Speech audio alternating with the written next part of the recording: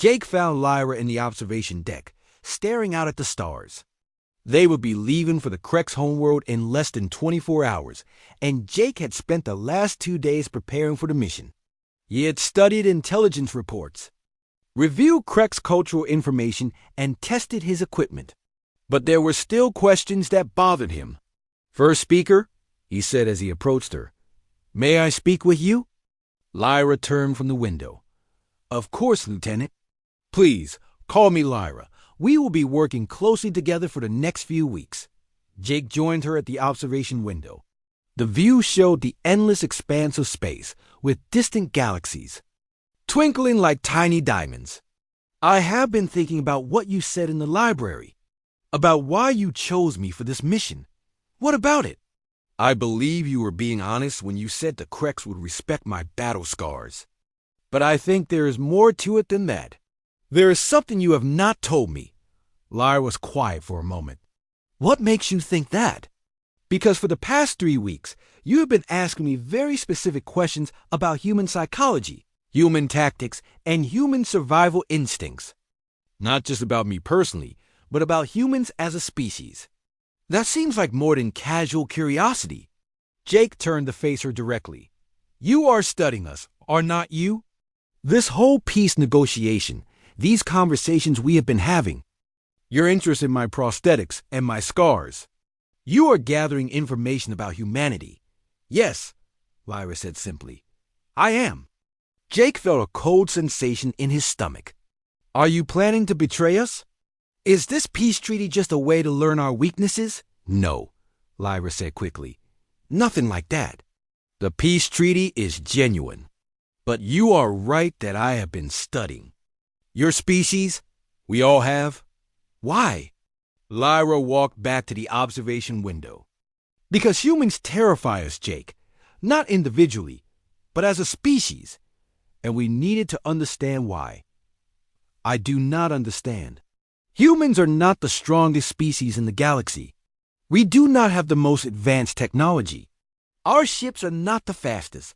Our weapons are not the most powerful. That is exactly what makes you terrifying." Jake stared at her. "You are afraid of us because we are weak?" "We are afraid of you because you refuse to accept that you are weak," Lyra said.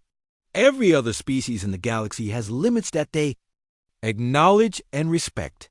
When they reach those limits, they adapt their expectations. They find ways to live within their constraints." She gestured toward the stars. "The Altarians are master engineers, but when they encounter a problem they cannot solve, they accept it and move on. The Centauran Alliance has incredible telepathic abilities, but when they face an enemy that can block their mental powers, they retreat and find other targets." "That sounds reasonable," Jake said. "It is reasonable. It is logical. It is what any sensible species would do." Lyra turned back to him. "But humans do not do that. When humans encounter a problem they cannot solve, they refuse to accept that it cannot be solved. When they face an enemy stronger than them, they do not retreat. They find ways to make themselves stronger." Jake thought about what she was saying. "You mean adaptation. I mean evolution. But not biological evolution. Humans evolve their technology, their tactics, their entire civilization in response to threats. And you do it faster than any species we have ever encountered." Lyra began pacing slowly across the observation deck. When the Krex first attacked human colonies, they expected quick victories. The Krex are natural warriors, evolved for combat. Their exoskeletons are like natural armor. Their reflexes are faster than humans. Their strength is greater. "They almost did win," Jake said. "The early battles were disasters for us. But humans did not surrender.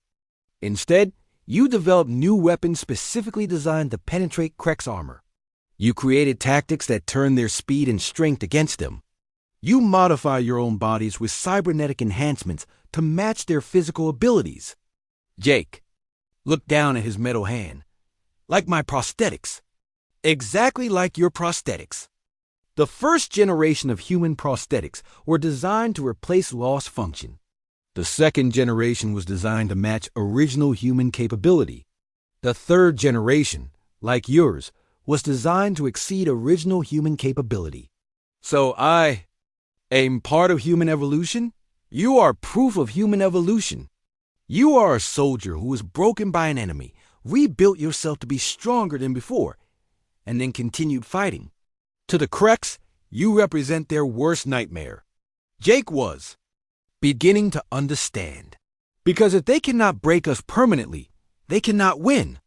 Because if breaking you only makes you stronger, then fighting you becomes self-defeating.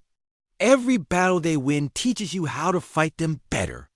Every weapon they use against you becomes a weapon you learn to use against them.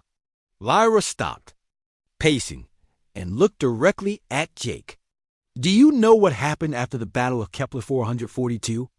We held the line until reinforcements arrived. Do you know what happened to the Kreks forces that attacked you? Jake shook his head. I was in medical treatment for months after that. I never got a full briefing. The Kreks commander who planned that attack was executed by his own superiors.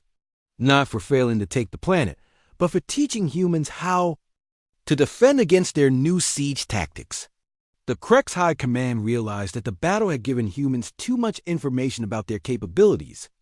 Jake stared at her. They killed their own commander for fighting us? They killed him for fighting you too effectively. Because now every human military unit knows how to counter the tactics he used. What should have been a Kreks victory became a human learning experience. Jake sat down heavily in one of the observation chairs. Is that why you want me on this mission? Because I represent human adaptability? Partly, but there is more. Lyra sat down across from him. The Zephyrian Council has been debating what to do about humanity for over a year. Some members believe we should form an alliance with you as we are doing now. Others believe we should join with other species to contain human expansion before you become too powerful. And what do you believe? I believe that containing humanity is impossible. I believe that any species that tries to fight you will only make you stronger. I believe that the only safe relationship with humans is partnership. Jake felt a chill run down his spine. You think we are that dangerous? I think you are the most dangerous species in the galaxy, and most of you not even realize it. Lyra leaned forward. Jake, in the past 50 years, humans have gone from a single planet species to controlling dozens of star systems. You have fought wars against 3 different alien civilizations and either won or forced them to negotiate. You have developed technologies that took other species centuries to create. We had help. We learned from the species we encountered. That is exactly what makes you dangerous. You do not just defeat your enemies. You absorb their advantages and make them your own. The Kreks use biological armor. Humans develop better synthetic armor. The Altarians have superior engineering. Humans steal their techniques and improve on them. Jake was quiet for a moment, processing this information. So this mission is not just about making peace with the Kreks. This mission is about showing the galaxy that humans can be reasoned with, that you can choose cooperation over conquest, that other species can work with you without being absorbed or dominated by you. And if we fail? If we fail, it will confirm the fears of those who believe humans must be stopped before you become unstoppable. It will start a war that could consume the entire galaxy. Jake looked out at the stars again, suddenly seeing them differently. No pressure at all. None whatsoever, Lyra said with a slight smile. Why are you telling me this now? Why not wait until after the mission? Because I want you to understand what you represent, Jake. You are not just a broken soldier trying to prove his worth.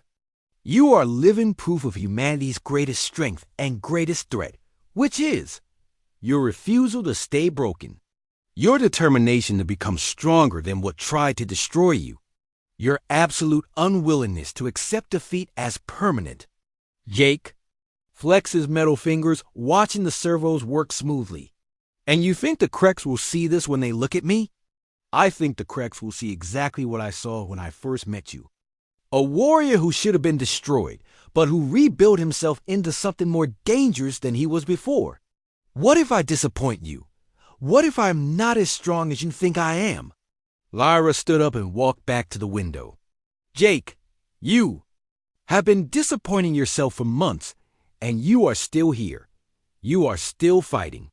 You are still trying to serve others, even when you believe you have nothing to offer. She turned back to him. That is not weakness. That is the most terrifying kind of strength imaginable. It is strength that does not depend on feeling strong. It is strength that exists even when everything else has been taken away. Jake joined her at the window. And you think this will make the Kreks negotiate instead of fight? I think this will make the Kreks realize that fighting humans is a losing proposition. Not because you cannot be beaten, but because beating you only makes you more dangerous. Lyra, Jake said finally. Yes, thank you for helping. Jake was reading reports in the station's small library when Lyra found him. She moved quietly, as she always did, but Jake had learned to sense her presence. Over the past 2 weeks, their conversations had become a regular part of his routine. He looked forward to them more than he cared to admit. Lieutenant Morrison, she said, settling into the chair across from him. I have been looking for you. Jake looked up from his datapad. First speaker, what can I help you with today? I need to ask you something important, Lyra said. Her usual calm demeanor seemed different today. There was something urgent in her voice that Jake had never heard before. Of course, Jake said, setting aside his reports. What is it? Lyra folded her hands in her lap and looked directly at him. The peace negotiations with my people are progressing well. We have agreed to end hostilities and establish diplomatic relations with humanity. That is great news, Jake said, though he wondered why she seemed tense about it. There is more, Lyra continued. As part of the peace agreement, we will be establishing embassies and trade relationships. But there is another species that concerns both our peoples. Jake leaned forward. Which species? The Kreks Empire. They are still at war with humanity, and they have been making threats against the Zephyrian Council as well. They see our peace agreement as a betrayal. Jake nodded. The Kreks do not like it when their enemies become friends. They prefer to keep everyone isolated and afraid. Exactly. Which is why the Council has decided to send a diplomatic mission to the Kreks' homeworld. We want to negotiate a 3-way peace agreement that would end the wars between all our species. That sounds like a good idea, Jake said, but also very dangerous.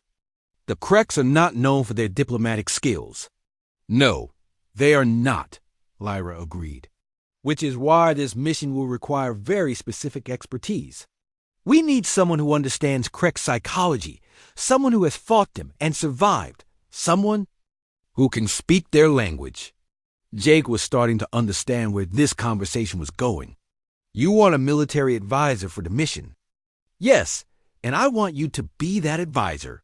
Jake stared at her in shock. Me? You have more experience fighting the Kreks than any other soldier on this station. You understand their tactics, their weaknesses, their way of thinking. You will be invaluable to the mission. Jake shook his head. First speaker, I think you have the wrong person. I am not a diplomat. I am barely even a soldier anymore. There are much better choices for something this important. I disagree, Lyra said firmly. You are exactly what this mission needs. Jake stood up and began pacing around the small library. I do not understand why you would want me for this. I am ... He stopped and turned to face her. Why would you want someone like me? The question came out more emotional than he had intended. Jake felt all his doubts and insecurities rising to the surface.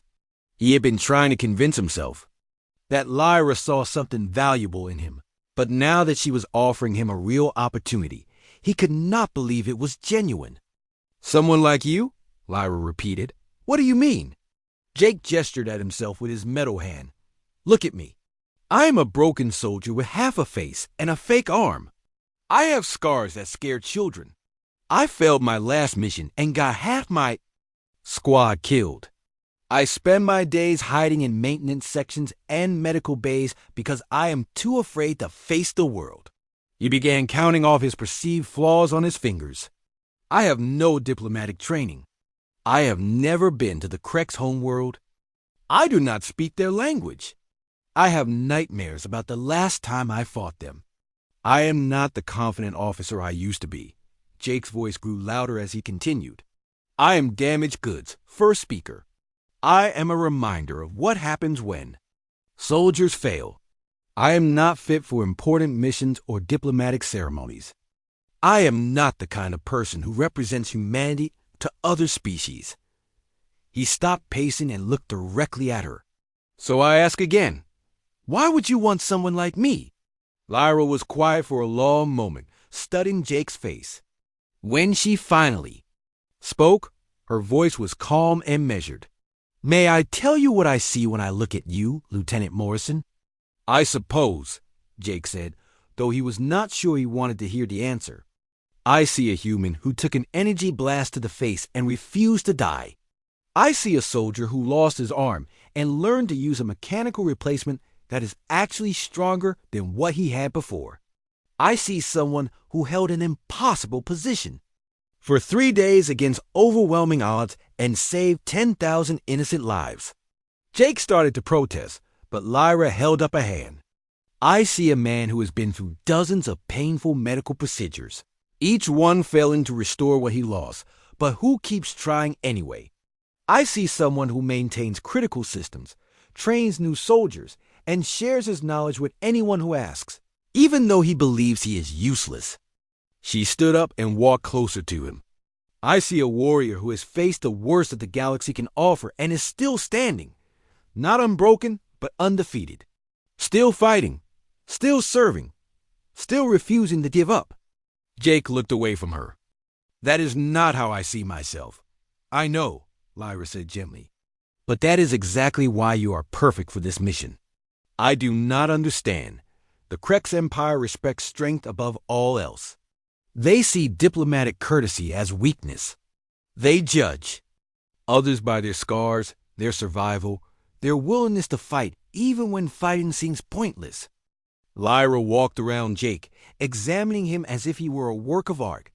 Your metal arm is not a sign of weakness to them. It is proof that you refuse to accept defeat even when your own body failed you.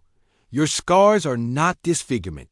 They are evidence that you have faced their warriors and survived. But I am not the same person I was before, Jake said quietly. No, you are not, Lyra agreed. You are something more interesting. You are a human who has been broken and rebuilt himself. You are living proof of what my people find most terrifying about your species. Terrifying? Your refusal to stay broken. Your ability to adapt and overcome. Your stubborn determination to keep fighting no matter what happens to you. Jake sat down heavily in his chair. You think the Krex will respect me because I am damaged. I think the Krex will respect you because you are dangerous. Not despite your injuries, but because of them. They will look at you and see a warrior who has been through hell and came back stronger. I do not feel stronger. That does not matter. What matters is what they will see. And what they will see is exactly what we need them to see. Jake was quiet for a long time, processing what Lyra had said. You really believe this will work? I believe that you are the only human who can make this mission succeed. The Krex do not respond to smooth diplomats or polished officers. They respond to survivors, to fighters, to people who have proven themselves in combat. And if I fail again, then you will adapt and find another way, just like you always do. That is what humans do. Jake looked at his metal hand, flexing the fingers slowly. For the first time in months, he was not seeing it as a reminder of his failure. He was seeing it as evidence of his refusal to quit. The mission would be dangerous, he said. Extremely dangerous. The Krex homeworld is hostile to human life. Their government is unpredictable. There is a good chance we would not survive the attempt. And you still want me to go? I want you to go because of the danger, not in spite. of it. This mission needs someone who has looked death in the face and refused to blink.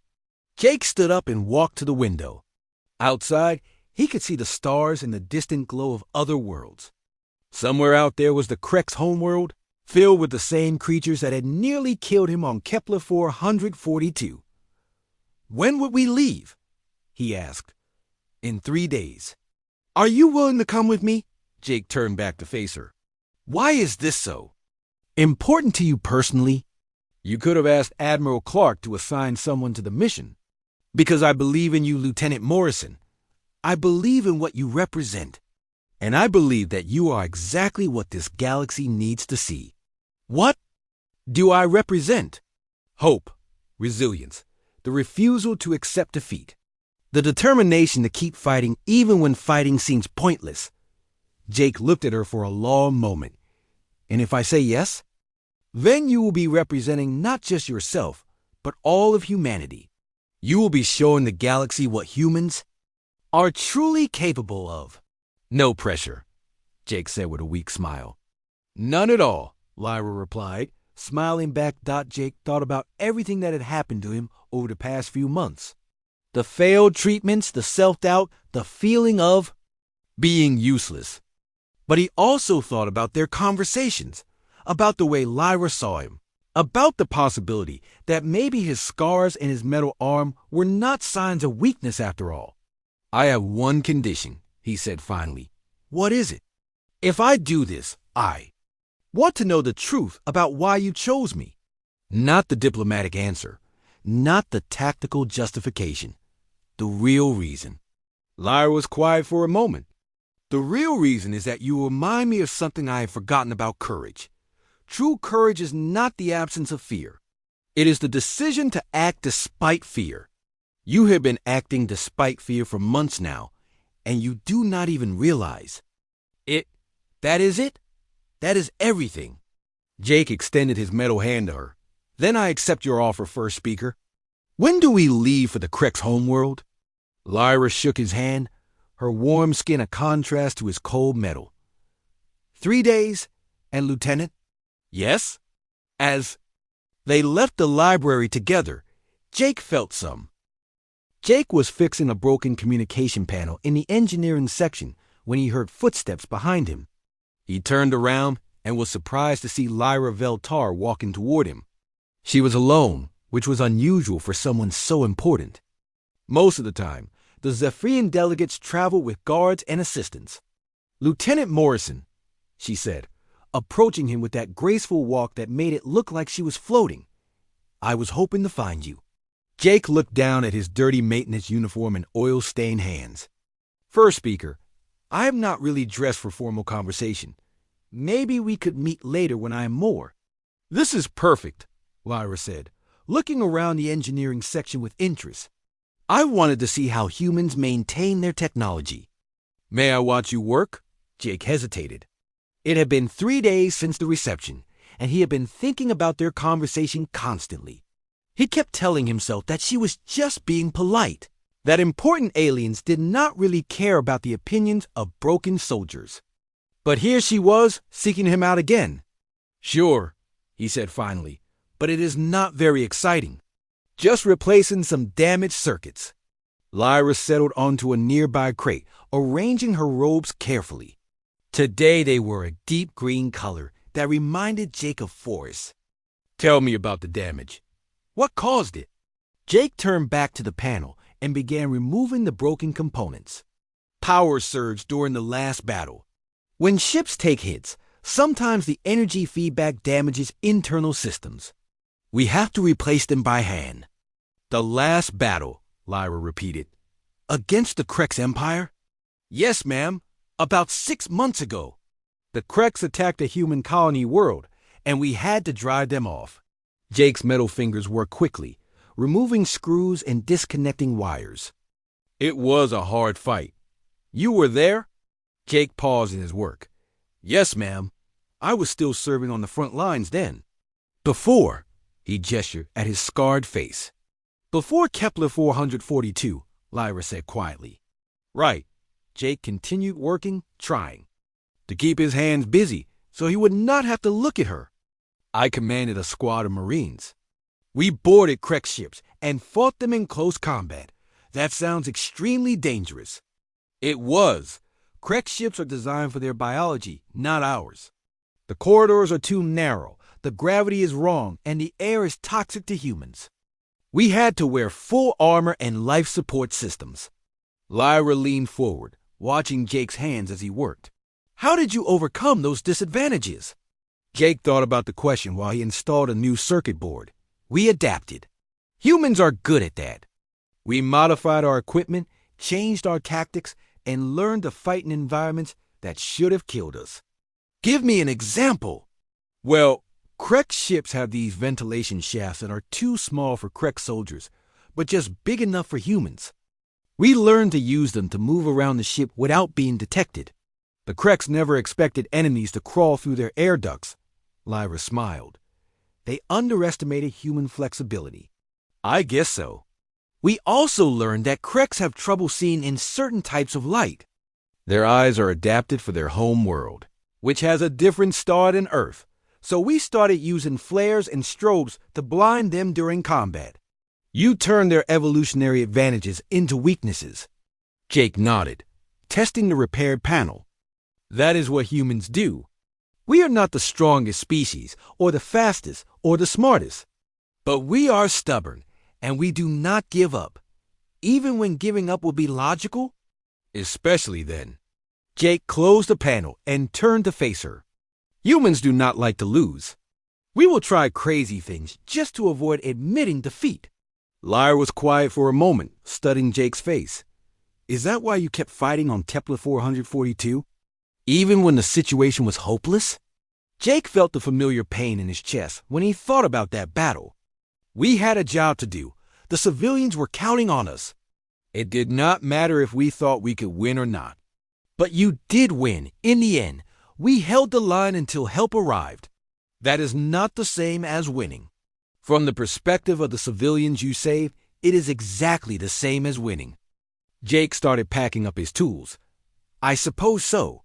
But the cost was too high. Good people died because I made poor decisions. What decisions? Lyra asked. Jake stopped what he was doing. What do you mean? You said you made poor decisions. What were they? Jake had never been asked that question before. Everyone just assumed he had done his best in an impossible situation. I positioned my squad in the location that I thought was defensible. But the Kreks flanked us, and we got trapped. I should have seen it coming. You should have predicted enemy movements that surprised your entire command structure. I should have been more careful. I should have planned better.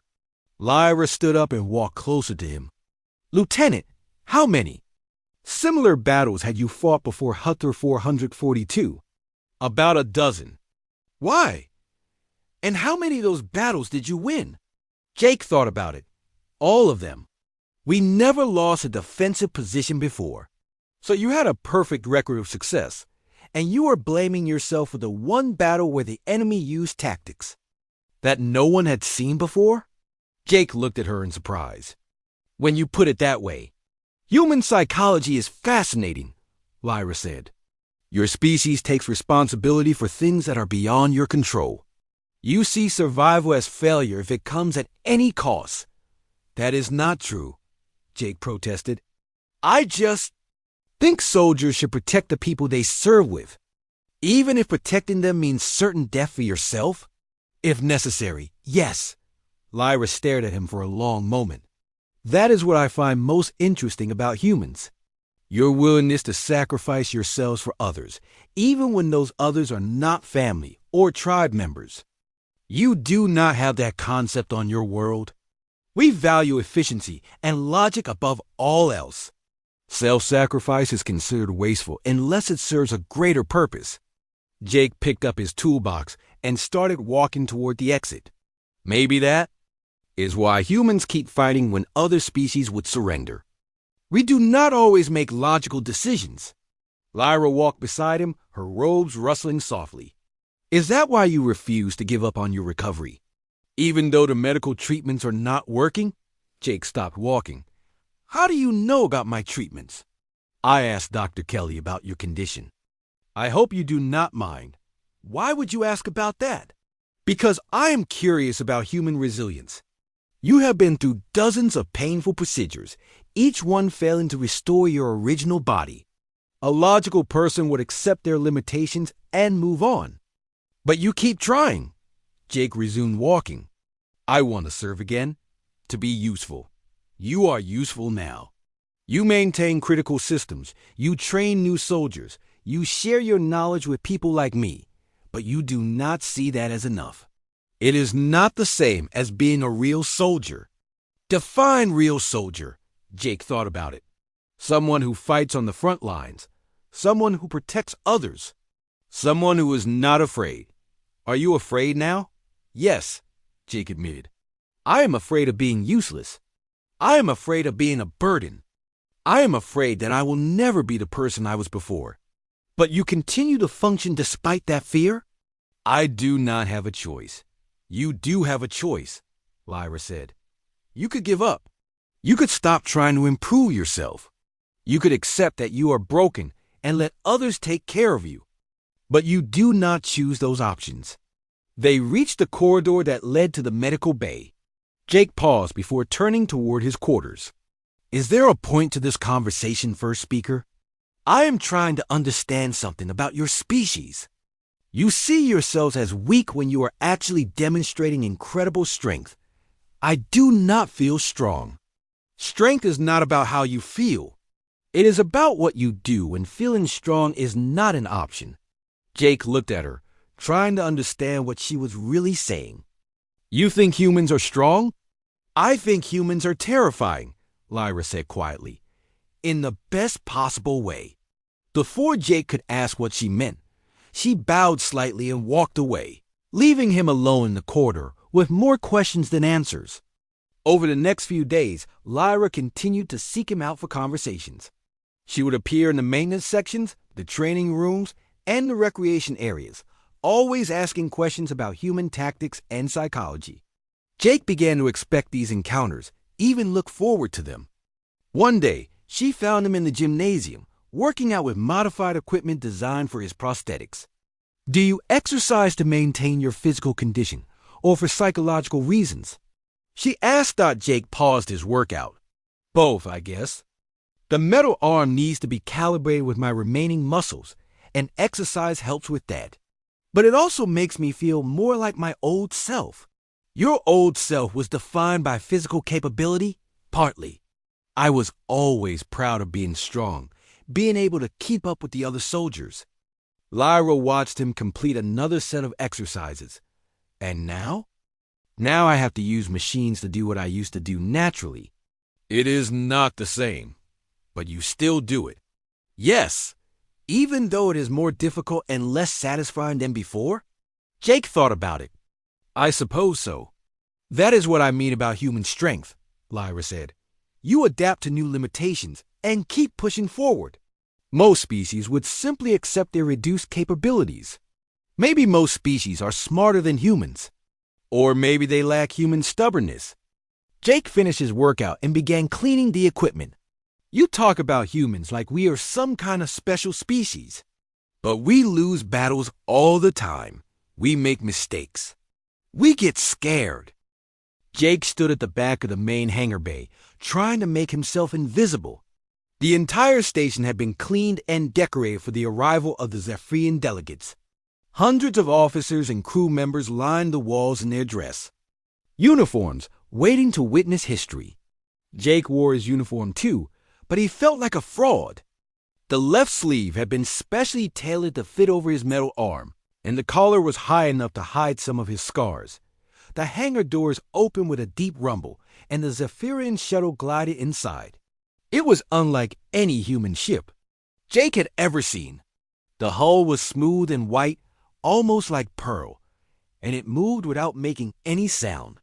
Even the landing was silent, as if the ship was too elegant to disturb the air around it. Jake watched from his corner as Admiral Clark and his staff walked forward to greet the visitors. The shuttle's door opened, and the Zephyrians emerged. Jake had heard they were beautiful, but seeing them in person was different. They were tall and graceful, with pale blue skin that seemed to glow softly. Their movements were fluid and perfect, like dancers who had practiced every step for years. The lead delegate was a female, who wore robes that shifted colors from blue to silver as she walked. Her hair was white and long, and her eyes were the color of deep ocean water. She moved with the confidence of someone who had never doubted her place in the world. Jake felt even more out of place watching her. "Welcome to New Haven Station," Admiral Clark said, his voice carrying across the hangar. "I am Admiral Robert Clark, commander of this facility." The female delegate smiled and bowed slightly. "I am Lyra Veltar, first speaker for the Zephyrian Council. We are honored to be here." Her voice was musical, like wind chimes in a gentle breeze. Jake found himself leaning forward to hear her better, then caught himself and stepped back into the shadows. He had no business being interested in alien diplomats. The welcome ceremony continued with speeches about peace and cooperation. Jake tried to pay attention, but his mind kept wandering. He thought about all the battles he had fought against other alien species, all the death and destruction. Now they were talking about peace with a species that seemed too perfect to be real. After the speeches, the crowd began to move toward the reception hall. Jake knew he should leave and go back to the medical bay, but something made him follow. The group. Maybe it was curiosity, or maybe he just wanted to feel like part of something important for a little while. The reception hall had been transformed into something that looked more like a palace than a military facility. Tables covered with white cloths held food from a dozen different worlds. Soft music played in the background, and the lights had been dimmed to create a peaceful atmosphere. Jake found another corner to hide in and watched the aliens mingle. With the human officers, he was so busy trying to stay invisible that he did not notice the maintenance cart next to him. The cart was full of cleaning supplies and equipment used to prepare the hall for the reception. As Jake shifted to get a better view of the room, his metal elbow bumped into the cart. The cart rolled forward, and Jake reached out to stop it. That was his mistake. His metal hand grabbed the cart too hard, and the pressure caused one of the containers to crack. Blue maintenance fluid began to leak out, dripping onto the floor. Jake tried to catch the fluid, but his prosthetic hand was not good at delicate work. The more he tried to fix the problem, the worse it got. No, Jake whispered to himself as the fluid spread across the floor. He looked around frantically for something to clean it up with, but the damage was already done. The blue liquid was spreading toward the area where the dignitaries were standing. Jake dropped to his knees and tried to stop the flow with his hands. The maintenance fluid was slippery and hard to control. He managed to redirect most of it, but a small stream continued to flow across the polished floor. Jake crawled after it, trying to wipe it up with his sleeve. He was so focused on the mess that he did not see the elegant figure approaching until it was too late. The blue fluid had reached the feet of First Speaker Lyra Veltar and her beautiful ceremonial robes were now stained with maintenance chemicals. Jake looked up from the floor and saw her standing above him. Her ocean blue eyes were looking down at him with curiosity rather than anger. Up close, he could see that her skin had tiny patterns that looked like scales, and her hair moved slightly as if it was underwater. "I am so sorry," Jake said, scrambling to his feet. "I did not mean to. I was just trying to ... He gestured helplessly at the mess he had made. Lyra looked down at her stained robes, then back at Jake. "These are maintenance chemicals," she asked. "Ma'am? I mean, First Speaker. Jake felt his face burning with embarrassment. "I can pay for the cleaning, or replacement, or whatever you need." Instead of being angry, Lyra seemed genuinely interested. "What type of maintenance do you perform with these chemicals?" Jake blinked in surprise. I do not actually do maintenance. I was just standing near the cart, and I bumped into it with my ... He held up his metal hand. With this, Lyra's eyes focused on his prosthetic arm. "That is a cybernetic replacement?" "Yes, ma'am. I lost my real arm in battle." Jake wanted to hide the metal hand behind his back, but that would have been even more awkward. May I examine it? Lyra asked. Jake stared at her. You want to look at my fake arm? If you do not mind, she said. I have never seen human prosthetics. Up close, Jake hesitantly held out his metal hand. Lyra leaned closer to examine it, and Jake caught a scent like ocean air and flowers. Her own hands were graceful and long-fingered, with nails that looked like they were made of pearl. The craftsmanship is remarkable, she said, studying the joints and sensors. It responds to your neural impulses? Yes, ma'am. The doctors connected it to my nervous system. It moves when I think about moving it. And you have full control? Full strength? Jake nodded. Actually, it is stronger than my real hand was. I have to be careful not to break things. Lyra smiled, and Jake felt something flutter in his chest. Is that how you damaged the maintenance cart? I grabbed it too hard when I tried to stop it from rolling, Jake admitted. I am still learning how to control the pressure. Learning. To adapt, Lyra said thoughtfully. That is very human. Before Jake could ask what she meant, other people began to notice the commotion. Admiral Clark hurried over, looking worried about the diplomatic incident his clumsy soldier had caused. First speaker, I apologize for this disturbance, the Admiral said. Lieutenant Morrison, you should return to your duties. Jake started to leave, but Lyra held up a hand. Actually, Admiral, I would like to continue speaking with the lieutenant. His prosthetics are fascinating from a technological perspective. Admiral Clark looked surprised. Of course, first speaker. Whatever you wish. Jake could not believe what was happening. The most important alien diplomat on the station wanted to talk to him about his fake arm. He was sure she was just being polite, but he could not leave now without being rude.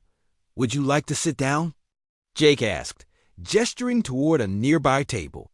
I can get you something to drink, maybe something to clean the stain ... The stain is not important, Lyra said, settling gracefully into a chair. Tell me about the battle where you lost your arm. Jake sat down across from her, careful not to bump anything else. It was on Kepler 442, during the war with the Krex Empire. My squad was defending a civilian evacuation site. The Krex are insectoid, correct? Very aggressive? Yes, ma'am. They do not believe in taking prisoners or showing mercy. We held them off for 3 days while the civilians escaped. Lyra leaned forward slightly. 3 days against a superior force. How many of you were there? 12 soldiers, Jake said, against about 300 Krex warriors. And you survived? Jake's expression darkened. Some of us did. I lost half my squad before the relief force arrived. I got careless on the last day and walked into a trap. The explosion took my arm and ... He gestured at his scarred face. But you completed the mission? Yes, ma'am.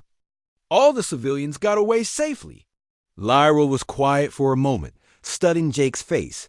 You see your injuries as a failure. It was not a question, but Jake answered anyway. I made mistakes that got good people killed. Then I got myself blown up and had to be rebuilt like a broken machine. From my perspective, Lyra said carefully, you held an impossible position for 3 days and saved thousands of innocent lives. The fact that you survived it all is remarkable. Jake shook his head. I was just doing my job. Your job was to face certain death to protect others? That is what soldiers do, Jake said simply. Lyra stared at him for a long moment, and Jake felt uncomfortable under her gaze. He was sure she was seeing all his flaws, all the reasons why he was not fit to be in the same room as someone like her. Lieutenant Morrison, she said finally, would you be willing to tell me more about human military tactics? I find your perspective very ... educational. Jake looked around the room, where other officers were having normal conversations with the other Zephyrian delegates. He was sure they were discussing important political matters, not the embarrassing failures of broken soldiers. I do not think I am the right person to ask about that, Jake said. There are much better officers here who could ... I'm asking you, Lyra said firmly. Will you help me understand how humans fight? Jake Morrison sat in the corner of the medical bay, staring at his metal hand. The silver fingers moved when he told them to, but they felt cold and strange. Not like real fingers at all. He flexed them slowly, watching the joints work with perfect precision. Too perfect. Real hands shook sometimes. Real hands got tired. This metal hand never did either of those things. The medical bay was quiet except for the soft hum of machines. Most of the injured soldiers had been sent home months ago. Jake was still here on New Haven Station, waiting for something that might never come. The doctors kept trying new treatments to grow back his real arm, but nothing worked. Each failure made him feel less human and more like a machine. He looked at the mirror across the room and saw what everyone else saw. Half his face was covered in scars from the explosion on Kepler 442. The left side of his head was bald where the hair would never grow back. His left eye was artificial, glowing faintly blue in the dim light. The doctor said it was better than a real eye, that it could see in the dark and zoom in on faraway things.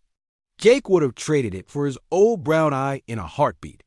Door to the medical bay opened and Dr. Kelly walked in. She was always cheerful, always smiling, always telling Jake that things would get better. Today she looked excited about something. Jake, I have great news, she said, pulling up a chair. Next to him. The Zephyrian delegates are arriving tomorrow for the peace talks. This could be the end of the war. Jake nodded but did not look at her. He had heard about the peace talks. Everyone on the station was talking about them.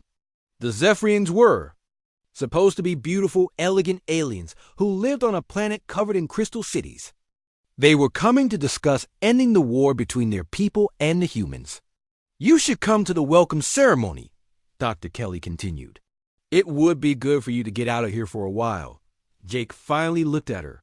Why would I want to do that? Because hiding in here is not helping you heal, she said gently.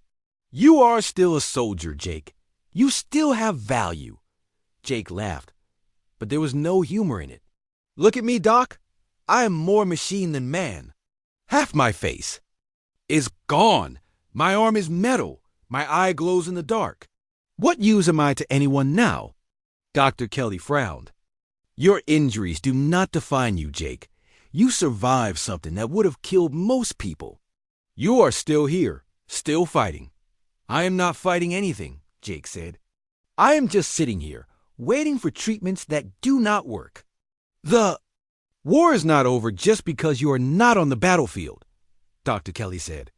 There are other ways to serve. Jake turned away from her. He had heard this speech before. Everyone tried to make him feel better by telling him he was still useful, still important. But Jake knew the truth. He was broken. The real soldiers were out there protecting humanity while he sat in a medical bay, feeling sorry for himself. After Dr. Kelly left, Jake walked to the window. Outside, he could see the stars and the distant blue glow of Earth. New Haven Station was humanity's most important military base, home to thousands of soldiers and officers. Jake used to be one of them. Now he was just a patient who took up space. He pressed his metal hand against the window.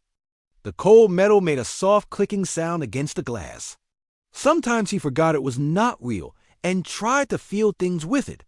He would reach for his coffee cup and remember that the metal fingers could not tell if it was hot or cold. He would try to touch someone's hand and remember that he could not feel their skin. The worst part was not the physical changes. Jake had been a good soldier before Kepler 442. He had been brave, strong, and confident. His men had trusted him to lead them through dangerous missions. Now he felt like a coward who was afraid to leave the medical bay. He was afraid of how people would look at him, afraid of the pity in their eyes. Tomorrow, the most important aliens in the galaxy would arrive at New Haven Station. They would meet with Admiral Clark and the other high-ranking officers. They would discuss the future of human civilization. Jake would watch it all from the medical bay. If he watched it all, he was not important enough to be included in something. Like that, a young nurse named Amy walked into the medical bay. She was new and still treated Jake like he was a regular person instead of a broken machine. "Hey, Jake," she said cheerfully. "I brought you some real coffee from Earth. I know you do not like the station coffee." Jake smiled at her. It was the first real smile he had felt in weeks. "Thanks, Amy. You did not have to do that. I wanted." "Two," she said, setting the coffee down next to him. "My brother is a soldier, too. He is stationed on the Outer Rim, fighting the Krex Empire. I know how hard it is for you guys when you get hurt." Jake picked up the coffee with his metal hand, being careful not to crush the cup. "Your brother is lucky to still be out there. I miss it sometimes." "Miss what?" Amy asked. "Being useful," Jake said. "Having a purpose, knowing that what I did mattered." Amy sat down across from him. "You think what you did does not matter anymore." Jake gestured at his metal arm and scarred face. "I think I am a reminder of what happens when soldiers fail." "You think you failed?" Amy asked, surprised. "I got half my squad killed on Kepler 442, Jake said quietly. "I made a mistake and people died because of it. Then I got blown up and had to be rebuilt like a broken machine." Amy was quiet for a moment. "My brother told me about Kepler 442. He said it was a suicide mission from the start. He said you and your squad held off an entire alien army for 3 days with no support. He said you saved 10,000 civilians." Jake shook his head. "I lost good people." "And you saved even more," Amy said. "That is what soldiers do. They sacrifice for others." Jake drank his coffee and thought about what Amy had said. He had saved people on Kepler 442. He had done his job, even when it cost him everything. But that felt like a different person, a different life. That Jake Morrison had been whole. This Jake Morrison was just pieces held together by metal and medicine. The door opened again, and Commander Pete walked in. He was Jake's old commanding officer, one of the few people who still visited him regularly. "Jake, I need to talk to you." "About tomorrow." "What about it?" Jake asked. "Admiral Clark wants all available officers at the welcome ceremony for the Zephyrians." "That includes you," Jake laughed bitterly. "I am not available, Commander. I am broken." "You are still a lieutenant in the Earth Defense Force," Pete said firmly. "You still have duties." "My duty is to get better so I can serve again," Jake said. "I cannot do that if I'm scaring alien diplomats." Pete walked over to the window and looked out at the stars. "Do you know what I see when I look at you, Jake? A broken soldier who failed his mission." "I see a man who took an energy blast to the face and kept fighting," Pete said. "I see a soldier who lost his arm and figured out how to use a metal one. I see someone who refuses to quit, even when quitting would be easier." Jake finished his coffee and set the cup down. "That is not how I see myself." "Maybe that is the problem," Pete said. "Maybe you need to see yourself the way others see you." After Pete left, Jake sat alone in a medical bay. Tomorrow, the aliens would arrive, and the real soldiers would welcome them. Jake would stay here, hiding from the world, convinced that he had nothing to offer. He looked at his metal hand again and wondered if he would ever feel whole again. Outside the window, the stars continued to shine, and somewhere among them, the Zephyrian ships were coming to New Haven Station. Jake had no idea that one of those aliens would soon change everything he thought he knew about himself.